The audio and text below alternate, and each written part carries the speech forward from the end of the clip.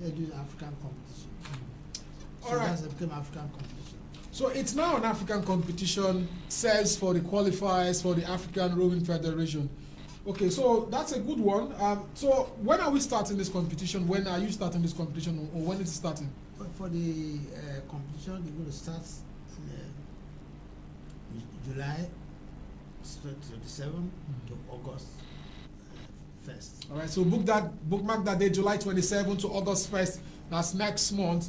But the preparations for the competition is properly going to start very soon. Of course. All right, you can call us on this number. Admiral Porbeni is with us live and direct in the house. You can call us to share your thoughts on with him and ask him any question. We noticed you're wearing FBI Porbeni and 2-star on your hat. So tell us about this one. Well, FBI just my initials. Okay. One of my daughters started to make a cap for me. Oh. FBI. And of course, 2 stars. I retired as a 2-star general. All right. As I'm told as the FBI and 2-star. All right. So what's the highest level in the military? It's a 5-star general. Yes. 5-star general. All right. We have somebody who might want to speak with you. Hello. Good afternoon. Hello. All right. The numbers are on your TV screen. You can call us to share your thoughts and ask him any question. So let's talk about rowing in Nigeria and then rowing in Europe. You've actually done a lot trying to bring Nigerians in diaspora to come and represent Nigeria. Tell us about this pursuit. The fact is, before now, rowing was not known in Nigeria. Though rowing, I've been panicking all along, and that. Hello. Good afternoon. Hello. All right. Go ahead, sir. And so when I brought up, we had rowers like my first Olympic in London, we had Jonathan Kiemi, Yes. who is London based, for the London team for decided to row for his motherland. So he represents us in the London Olympic. Then for Rio, of course, we had Jonathan Kiemi and also Akiyemi, yeah, representing Nigeria. Jonathan. Okay, Jonathan. Yes. Okay. Yes. And then Sherry Coco, who's from America, medical doctor, medical student, and then she represented for the rowing, while Jonathan represented for the slalom, that one right in rough weather, rough water. All right. We had an exclusive interview with the president. In fact, the executive body of the International Rowing Federation paid a courtesy call on Ambassador FBI Porbeni in Nigeria. Let's take a look at that interview, and then when we come back, we'll ask him some more questions. Don't forget, you can also call and ask him questions about international rowing. Or any question you feel you want to ask him. He's live with us in the studios. You can ask him any question. The facility manager of the International Canoe Federation, Mr. Sebastian Eru Kantiran, has paid a courtesy visit to President of the Nigerian Rowing and Sailing Federation in Abuja. Welcome everybody, especially our guests, Mr. Sebastian, we made all of Switzerland from -5 degrees to 13 degrees. Yes, so we have teachers from over here. Thank you, welcome, and I appreciate your visit. Thank you very much. And of course, our continental manager, our come and help us to ensure that our sports come on better speed. Thank all of you. And of course, members who are here, I thank you for coming and to go. We shall make a better use of our sports. Thank you so much. It will be a pleasure to develop and continue working that we see that your federation means really well, and then we just contribute a little bit to push a little bit more in front. The meeting will see officials of the International Rowing and Sailing Federation provide training and support in the forthcoming Ambassador FBI Porbeni Rowing competition billed on May 15th in Jabi Lake in Abuja. The FBI Porbeni Rowing in Abuja is gradually becoming a marquee rowing event, not only Abuja, but also Lagos. Ambassador FBI Porbeni led Team Nigeria Rowing to our first ever rowing competition at the Olympic Games and won a medal at the All Africa Games in Algeria. Sopriye Jaja, RSTV Sports.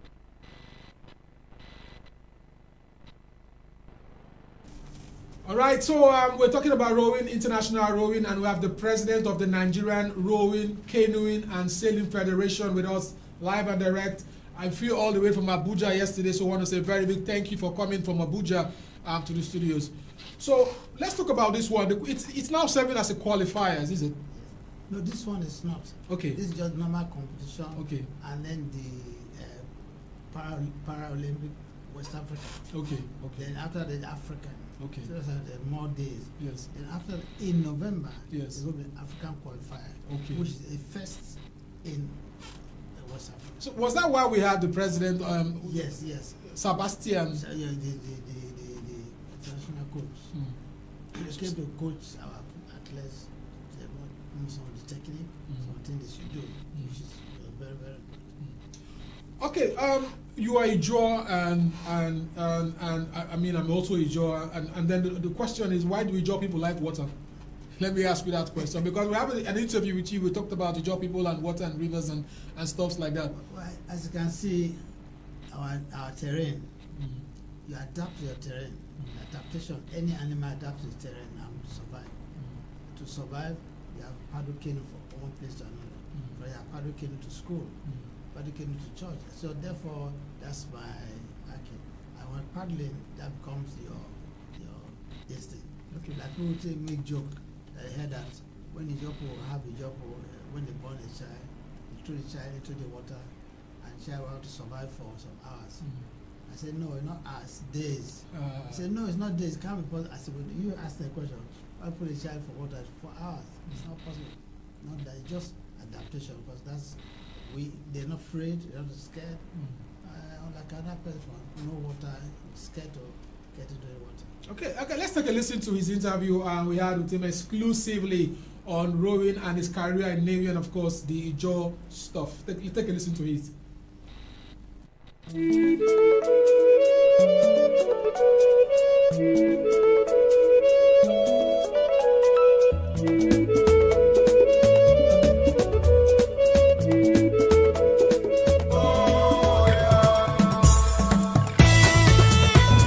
In my village, as an Ijaw man, I paddle canoe to go to school.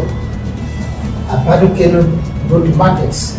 So therefore, paddling and canoeing is, I am born with it. Like someone asked me the other day, I had Ijaw people to put their babies in the water for some days, for some hours. I said, no, not for hours, put them for days. He said, no, it's not possible. I went, you said so. That's not possible. They are true to it. Like, it's something like Akidra. Coincidentally, I handle the canoe sailing federation, and another German, Igali, and wrestling. These are a job was a passion, wrestling, canoe. So we handle, and the passion I have is luckily also in the Navy, of course, rowing and canoe. And so it was just blended with my seamlessly when I was elected president of the rowing sailing canoe.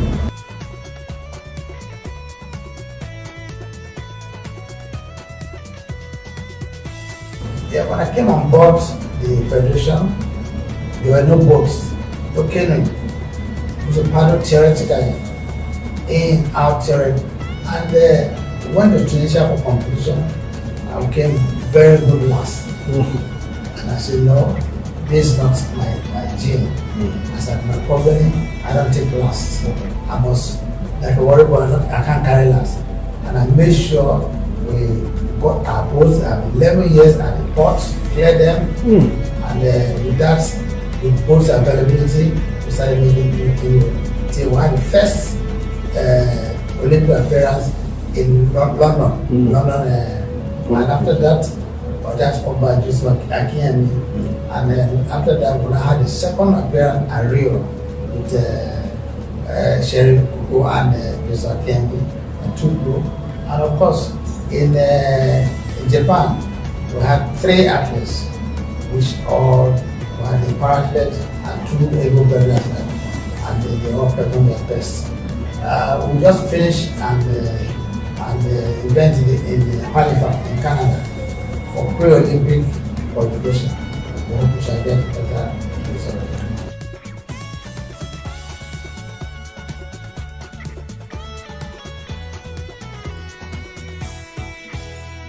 when he wants results, he finds a way to go about it.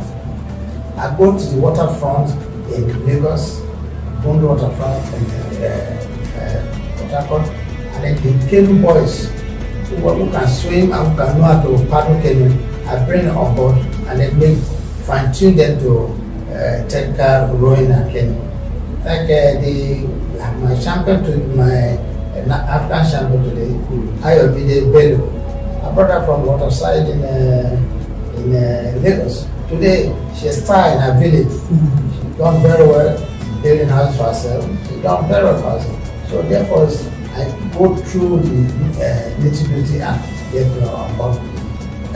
You know, if you have a passion for something, you have to go about how to get the funds. Yes. For example, I cannot, the government of the day will do its best by providing a enabling environment. Yes. I have to provide personally quality friends to what I do. For example, I have a company, mutual insurance, but I've done so much for. I have put like a Glow, like my contact, done it for. I also have the company of Canada, who funded us to go to America for one of our sports. So it's just using what you have to get what you want. It's using, well, like any child whose parents are not there. If I had the user intellect to go to scholarship or do some hard work, we don't wait and say cry around money. We have to do something. Like the track in Ajabile, I funded it 100%, and it's there with the major track we have today in Nigeria. In that day, it was funded by me.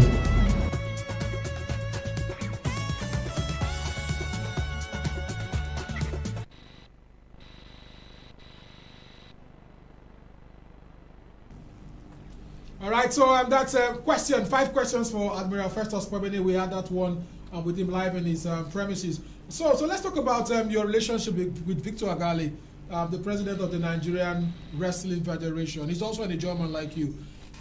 Like I said, we job into canoe wrestling.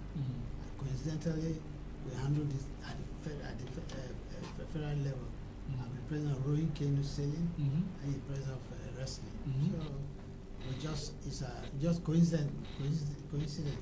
And Gali is junior brother. All right, good afternoon. Can you hear us? Please go ahead, speak up and tell us what question do you have for Porbeni. Speak up. Can you hear us? Hello? Okay, so you were making a point. So, I mean, we even last election at Jalingo, we were elected for the Olympic Committee.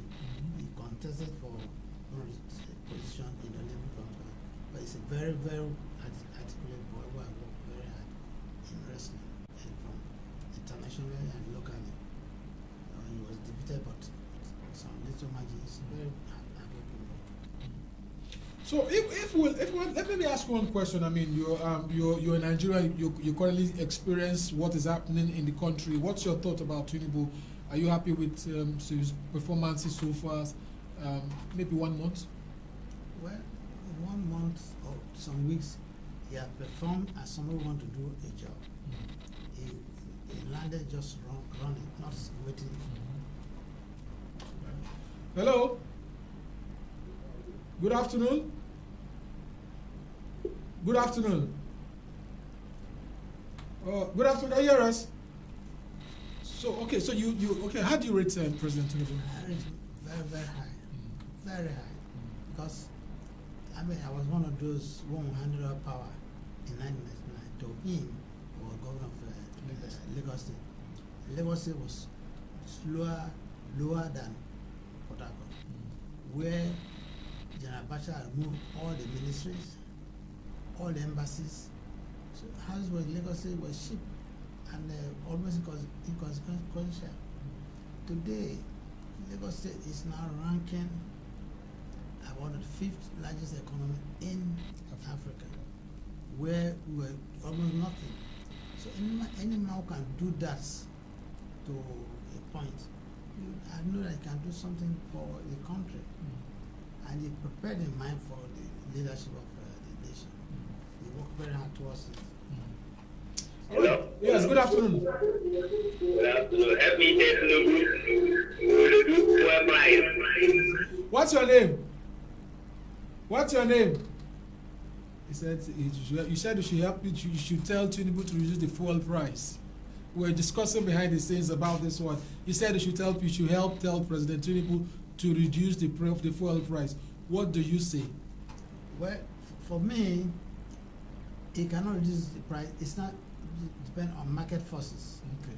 We don't know where we peg it, and our fuel is the cheapest among all the oil producing countries in the world. Right. That shows that we're very cheap, and we didn't bother about it. Some of us buy so many cars, big cars. But today we're going to conserve them. All right. Okay. Well, this let's concern ourselves to what we are. Let's look at the African Nations qualifiers coming up tomorrow. Nigeria against Sierra Leone. Egypt have booked the place for the next Nations Cup. They beat Guinea. Let's take a look at that Egypt against Guinea match. And when we come back, we'll still talk about